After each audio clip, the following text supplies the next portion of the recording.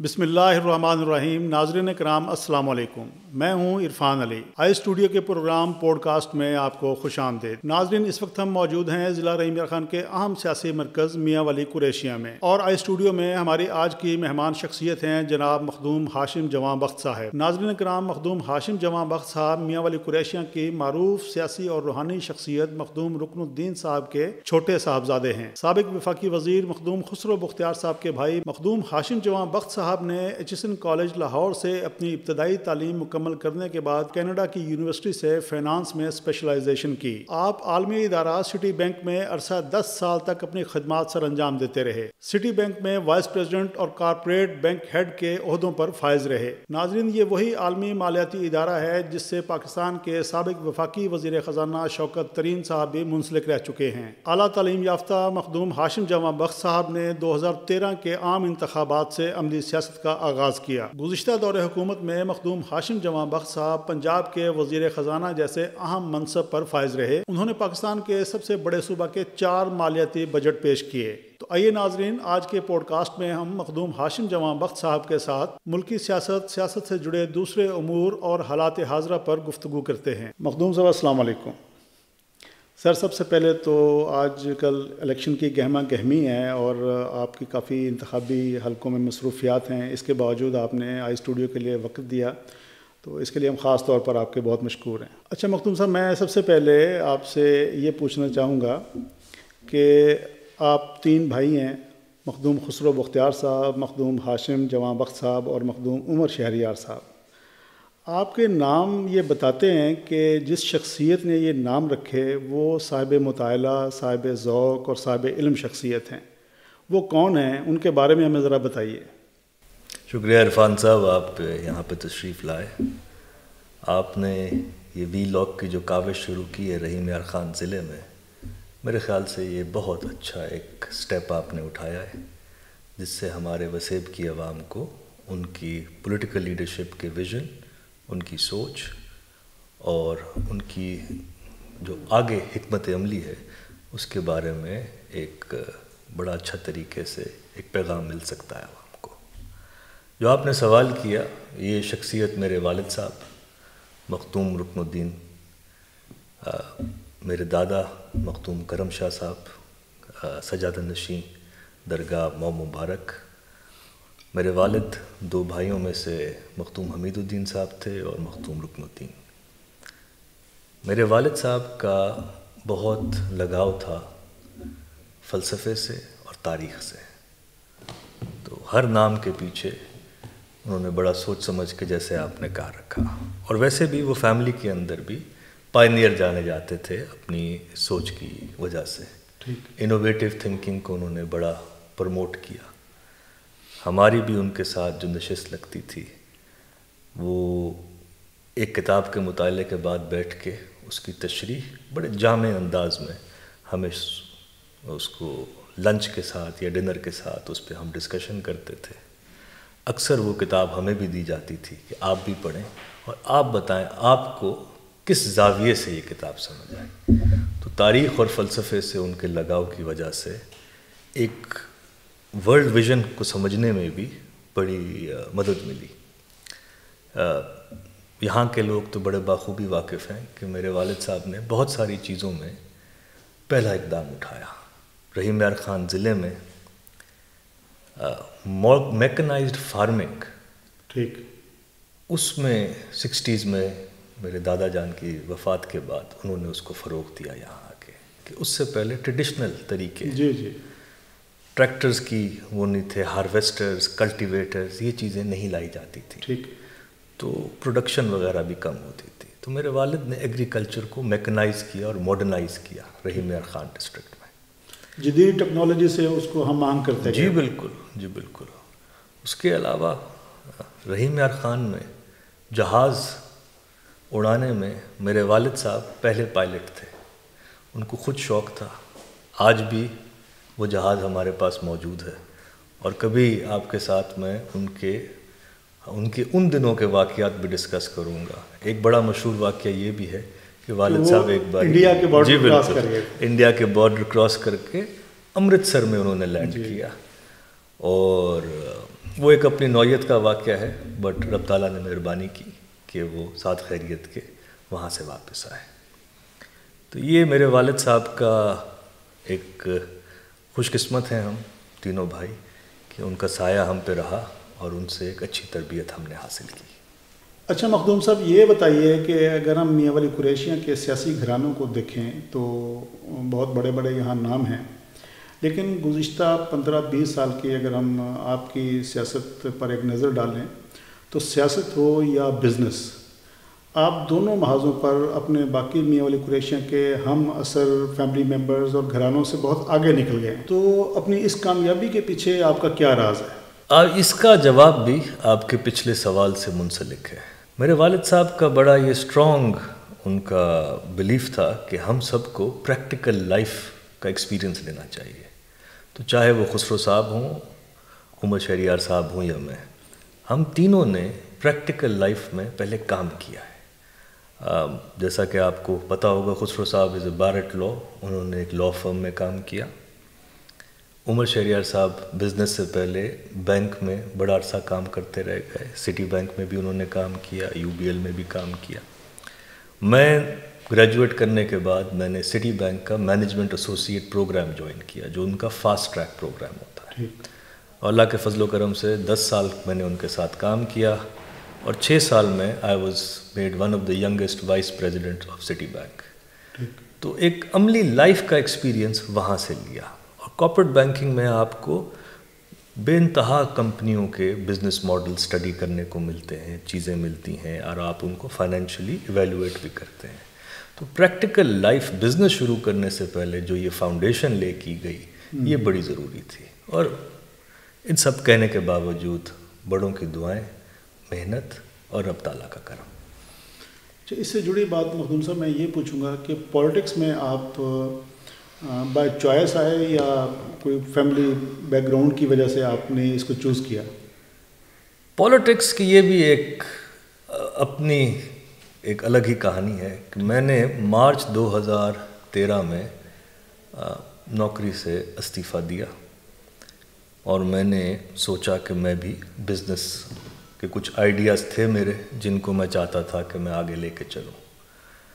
ہوا یہ کہ مئی میں الیکشن تھا، تو میں سیاست میں ایک کورنگ کینڈیڈیٹ کے طور پہ آیا. ٹھیک ہے. اور کورنگ کینڈیڈیٹ کا جب وقت ختم ہو رہا تھا تو میں نے مخدوم صاحب خسرو بختیار صاحب سے پوچھا کہ کیا میں اپنے کاغذ اٹھا لوں. تو تب مجھے ادراک ہوا کہ ان کا ارادہ مجھے صوبائی سیٹ پہ لڑانے کا ہے. اس وقت تک سیاست کو میں سمجھتا تھا کہ میں ابھی تھوڑا زندگی کے کچھ اور مراحل ہیں جن کو عبور کر لوں، اس کے بعد قدم رکھوں.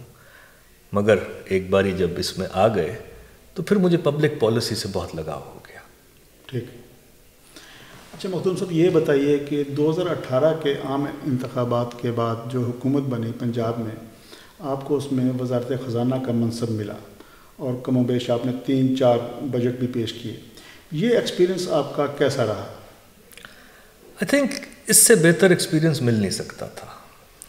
پنجاب کے اندر فائنانس منسٹری ایک سینٹرل ڈپارٹمنٹ ہے، یہ ایک لائن ڈپارٹمنٹ نہیں ہے. جہاں بھی فائنینشیل امپلیکیشنز ہوگی، آپ 4 بندے بھی رکھنا چاہیں کسی محکمے کے اندر تو اس کی بھی ایک فائنینشیل امپلیکیشن ہے. تو آپ کو ایک بڑا ایریل ویو مل جاتا ہے ساری کی ساری چیزوں کا کہ پورے ورکنگ فائنانس پورے پنجاب کے محکموں کی کس طرح چل رہی ہے.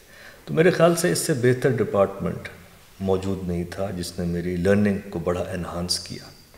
میں نے اپنی طرف سے کوشش کی کہ میں عملی زندگی میں جو سیکھا ہے، جو میں نے پڑھائی پہ سیکھا ہے، اس سب کو میں نے اپنی اس انڈرسٹینڈنگ کو بہتر کرنے کے لیے استعمال کیا. میرے خیال سے پنجاب کے اندر فائنانس اور پلاننگ ریڑھ کی ہڈی کی حیثیت رکھتے ہیں. ٹھیک. اور یہ اللہ تعالیٰ کی مہربانی ہے کہ مجھے یہ موقع ملا، یہ شرف حاصل ہوا کہ میں پنجاب کی خدمت کر سکوں. تو مخدوم صاحب، تقریباً جیسے میں نے عرض کی کہ آپ 3-4 سال پنجاب کے وزیر خزانہ رہے، تو ہمارا تعلق جنوبی پنجاب سے ہے، اپنے وسیب سے ہے. ایک بات ہم بڑی شد و مد کے ساتھ اس وسیب سے آواز اٹھتی رہتی ہے تخت لاہور کے متعلق کہ انہوں نے ہمارے وسیب کو، جنوبی پنجاب کو ہمیشہ امتیازی سلوک کا نشانہ بنایا ہے، خواہ وہ ملازمتوں کا معاملہ ہو، خواہ وہ ترقیاتی کاموں کا وسائل کی تقسیم ہو۔ تو 2013 کے عام انتخابات کے بعد مسلم لیگ نون کی حکومت آئی پنجاب میں۔ ہم ان سے یہ سنتے رہے کہ انہوں نے جنوبی پنجاب کو اس کے حصے سے آگے بڑھ کر کم و بیش 32% شیئر دیا۔ اس کے بعد پی ٹی آئی کی حکومت آئی اور آپ وزیر خزانہ بنے۔ تو ان کا یہ جو کلیم تھا، ان کا یہ جو دعویٰ تھا، کس حد تک مبنی بر حقیقت تھا؟ میں نے پنجاب کے اس وسیب، جس سے میری مراد ہے 3 divisions, D G Khan, Multan اور بہاولپور، اس کا میں نے اعداد و شمار نکالے تھے۔ میں نے 18 سے پہلے بھی نکالے اور حکومت میں آنے کے بعد بھی نکالے۔ پہلے میں ذرا ذکر کرنا چاہوں گا کہ یہ فرق ہے کیا، جس میں یہ ہمارا بھی جنوبی پنجاب کی آواز اٹھانے کے لیے کیا وجوہات ہیں۔ اس میں جب آپ بات کرتے ہیں اس خطے کی پنجاب کے، تو اس کے سارے انڈیکیٹرز، چاہے وہ صحت کے ہوں، نکاسی آب کے ہوں، ہیلتھ کے ہوں، ایجوکیشن کے ہوں، یہ سب انفراسٹرکچر کے ہوں، یہ باقی پنجاب کی نسبتاً آدھے تھے۔ ٹھیک۔ تو یہ ایک بنیادی سوال اٹھا کہ کیا وجہ ہے، کیا وسائل نہیں ملے یا کوئی اور وجہ ہے؟ تو یہ بنیادی وجہ کو آگے لے کے ہم چلے ہیں۔ تو پھر جب میں نے 18 کے اندر، وہ کیا ٹریس آؤٹ ہوئی بنیادی وجہ؟ میں عرض کرتا ہوں، اس میں وسائل اور ہیومن کیپیسٹی بلڈنگ، 2 بڑی کی چیزیں۔ اب میں دونوں کی تھوڑی سی وضاحت کرنا چاہوں گا۔ میں نے کمپیوٹرائزڈ ڈیٹا جو تھا نا اکاؤنٹنگ کا، اس کو پفرا کہتے ہیں۔ 2018 سے میں نے کہا کہ 7 سال پہلے کا یہ سسٹم آیا ہوا تھا، اس کا خالی ریکارڈ نکالا۔ جب آپ نے ذکر کیا کہ جی آبادی کے مطابق 32% ملتا رہا، جی، کتاب کے اندر 32% دکھا دینا ٹھیک، اور اصل میں حقیقی معنوں میں کتنا لگا، اس میں بہت بڑا گیپ تھا۔ ٹھیک، 32 دکھا کے لگا 17%۔ ٹھیک ہے۔ باقی پیسہ سال کے دوران فاسٹ موونگ سکیمز کی طرف، جو کہ اس خطے سے باہر تھیں، وہاں چلا گیا۔ یہ الفاظ کی ہیرا پھیری تھی؟ یہ میرے خیال سے صرف الفاظ کی ہیرا پھیری تک محدود نہیں تھی، یہ ان کو اندازہ تھا کہ یہ پیسہ دکھا دیں اگر ہم تو لگے گا نہیں، تو بعد سال کے دوران کہیں اور جا سکتا ہے۔ تو میرا بنیادی جو ایشو اس سے یہ تھا کہ آپ اس کو اس خطے سے باہر نہ لے کے جائیں۔ ٹھیک ہے۔ اگر آپ نے کرنا بھی ہے تو یہ 32%، اگر رحیم یار خان کی کوئی اسکیم کسی وجہ سے، کوئی لا سوٹ ہو گیا، کوئی کانٹریکٹر بھاگ گیا، کسی وجہ سے اگر سلو بھی ہو جاتی ہے، تو وہ لیا میں لگ جائے، وہ ملتان میں لگ جائے۔ جغرافیہ حدود ہماری جغرافیہ حدود جو ہماری فاسٹ موونگ چیزیں چل رہی ہیں، ان کی طرف آپ اس کا رجحان کرتے ہیں، یہ نہیں ہوتا تھا۔ تو اس کا میں نے جب حساب لگایا تو 265 ارب روپیہ جو کتابوں میں دکھایا ہوا تھا، وہ کبھی جنوبی پنجاب میں نہیں لگا۔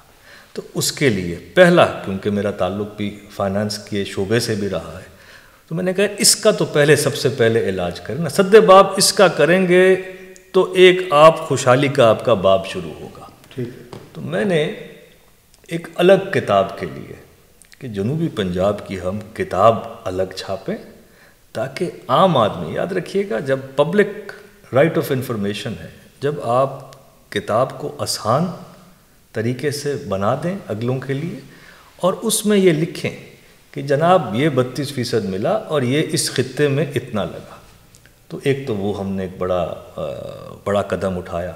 دوسرا یہ کہ میں نے ایک قدغن لگوا دی اس حکومت سے کہ رنگ فینس کروا دیا۔ رنگ فینس سے میرا مراد یہ ہے کہ جنوبی پنجاب کا پیسہ جنوبی پنجاب میں ہی لگے گا، کیونکہ کیپیسٹی کے ایشوز ہیں ہمارے یہاں اس کوالٹی کی ریسورسز بھی اویلیبل نہیں ہیں کہ اس پیسے کو خرچ کر سکیں، مگر ضروری نہیں ہے کہ جنوبی پنجاب کے سب جو پروجیکٹس چل رہے ہیں وہ سلو چل رہے ہیں۔ تو وہ قدغن کے بعد یہ حتمی چیز ضرور فیصلہ ہو گیا کہ یہ پیسہ اس وسیب میں ہی، اس علاقے کا پیسہ ادھر ہی لگے گا۔ تو جنوبی پنجاب کا پیسہ الحمدللہ اس کے بعد سے جنوبی پنجاب میں ہی لگنا شروع ہوا۔ آپ نے اپنے 4 سالہ دور میں وزارت خزانہ کے دور میں اس چیز کو پھر انشور کیا؟ 100%۔ ٹھیک ہے. اور مجھے بڑا فخر ہے کہ میں نے آپ سے تھوڑا تفصیل سے میں بات بھی کرنا چاہوں گا کہ جنوبی پنجاب کے لیے ہم نے کیا کیا. جی. جنوبی پنجاب کا صوبہ بننے کے لیے آپ بہتر جانتے ہیں کہ 73 کے آئین کے اندر 2/3 اکثریت لازم ہے. یہ آپ کے اپر ہاؤس سے بھی پاس ہوگا, آپ کی نیشنل اسمبلی سے بھی پاس ہوگا, پھر جا کے ایک صوبہ بنایا جا سکتا ہے. دونوں فورمز میں 2/3 میجورٹی چاہیے. جی, دونوں فورمز میں آپ کو 2/3 میجورٹی چاہیے, اور پنجاب کی طرف سے آپ کو صرف ایک ریزولوشن چاہیے. جی جی, جو پاس ہو چکی ہے. جو پاس ہو چکی ہے. بٹ حقیقی معنوں میں صوبہ بننے کے لیے لیگل ریکوائرمنٹ ہے, اور وہ آپ کو پتہ ہے کسی حکومت, کسی ایک پارٹی کے پاس نہیں تھی. ٹھیک ہے.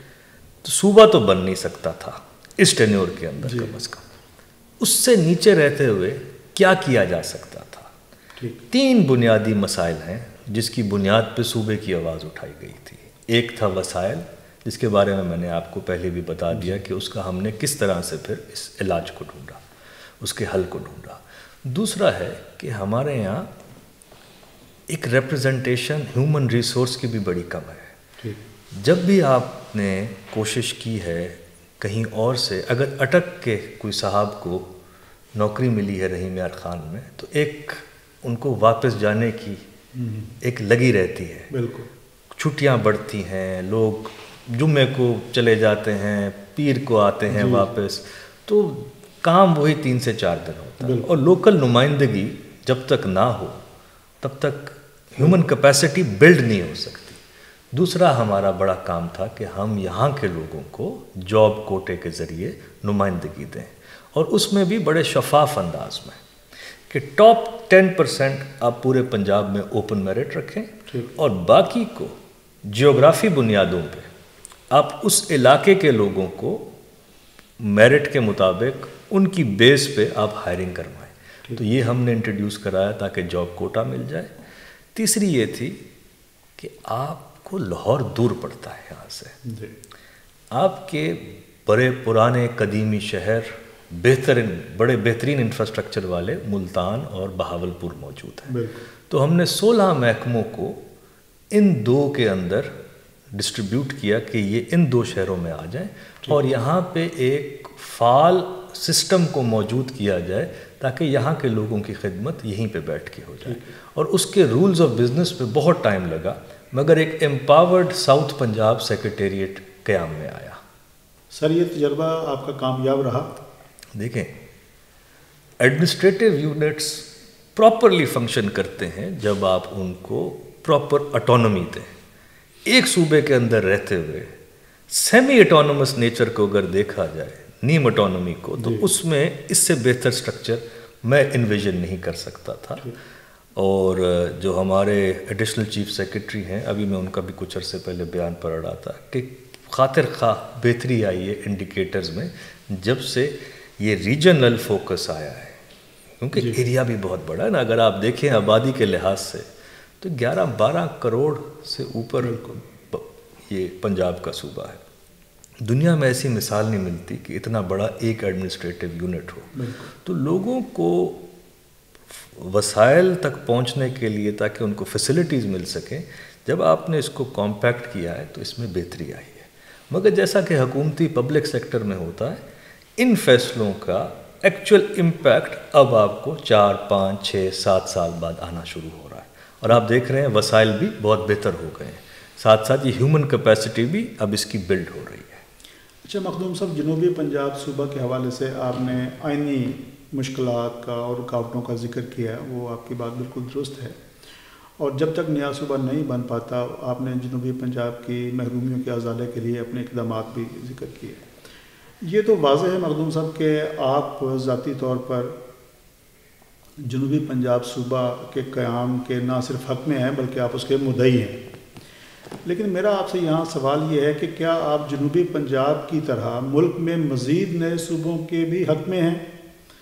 اور اگر آپ کے خیال میں مزید صوبے بننے چاہیے تو کیا یہ صوبے تاریخی, ثقافتی, لسانی بنیادوں پر بننے چاہیے یا سائنسی اور انتظامی بنیادوں پر بننے چاہیے؟ اس پہ بہت مطالعہ موجود ہے. جی. کئی ملکوں میں یہ لسانی بنیادوں پہ بھی بنے ہیں، ثقافتی بنیادوں پہ بھی بنے ہیں، اور تاریخی بنیادوں پہ بنے ہیں، ایڈمنسٹریٹو بنیادوں پہ بنے ہیں. تو ہم ڈائیورسٹی کو سیلیبریٹ بھی کر سکتے ہیں، ضروری نہیں ڈائیورسٹی کو اگنور کیا جائے.